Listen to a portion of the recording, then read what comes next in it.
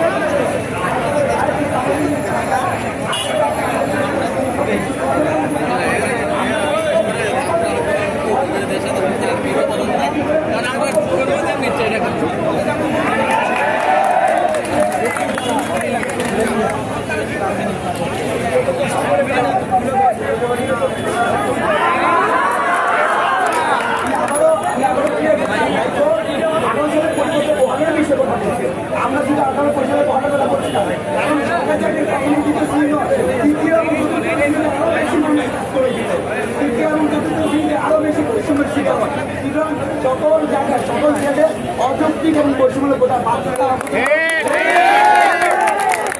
আপনার সাথে একটু কথা বলি যে আসলে আদালত রায় দিয়েছেন, সেই বিষয়ে আসলে আপনাদের অবস্থানটা কি? আপনারা কি এখান থেকে অবস্থান কর্মসূচি করে যাবেন কিনা? ছাত্রদের সমন্বয়ক যেটি বললো আমি সেটি বলবো যে প্রথম, দ্বিতীয়, তৃতীয়, চতুর্থ শ্রেণীর যে চাকরির গ্রেডগুলো আছে সেগুলোতে একদম কোটা মুক্ত মানে নির্মূল চাই আমরা। আর যে অনগ্রসর জাতি, ক্ষুদ্র নিগোষ্ঠী এবং প্রতিবন্ধী তাদের ক্ষেত্রে সেই কোটাটার পার্সেন্টেজ কমিয়ে এনে 5% কোটায় আমরা চাচ্ছি এবং তাদেরকে বঞ্চিত করতে আমরা চাই না। আমাদের দাবি, আমাদের যে অযৌক্তিক এবং বৈষম্যমূলক দাবি আছে সেটা থেকে আমাদের ছাত্র সমাজকে রক্ষা করতে। আপনাদের আদালতের সাথে কি আপনাদের আন্দোলনের কোনো সম্পৃক্ততা আছে? দেখুন, আমাদের বক্তব্য আমরা কিন্তু কোটার সংস্কার দাবি করি। এর আগেও 18 সালের আন্দোলনের পরে কিন্তু তারা যখন পরিবর্তনটা জারি করে তারপরেও কিন্তু আমরা দেখলাম ওটা কোনো স্থায়ী সমাধান কিন্তু তখন হয়নি, যার কারণে ছাত্র সমাজকে আজকে আবার রাস্তায় নামতে হচ্ছে।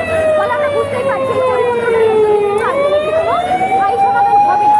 ফলে আমরা বলতে চাই যে এই যে আবার 1 মাসের জন্য হাইকোর্ট আবার এটাকে পুনর্বহাল করলো, এটার মধ্যে দিয়ে তো কোনো স্থায়ী সমাধান হয়নি। আমরা ছাত্ররা যে দাবিটা করেছি সেই দাবিটা তো পূরণ হলো না।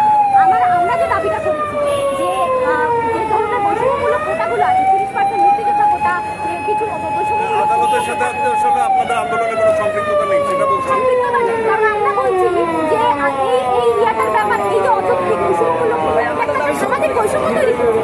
এই সামাজিক বৈষম্যটা এই নির্বাহী বিভাগের মধ্য দিয়ে একটি আইন পাস করে সংসদে, আইন পাস করার মধ্য দিয়ে কোটার যৌক্তিক সংস্কারের মধ্যে দিয়ে আমাদেরকে আমাদের এই দাবি আদায়ের লক্ষ্যে আমরা এগিয়ে যাবো। এবং আজকে আমরা হাইকোর্ট যেটা করেছে, হাইকোর্ট যে রায়টা বহন করেছে, আমরা সেটাকে ঘৃণা করে প্রত্যাখ্যান করি এবং আমরা বলতে চাই কোটা যতক্ষণ পর্যন্ত যৌক্তিক সংস্করণ না হবে ছাত্রছাত্রীরা রাজপথে যাবে।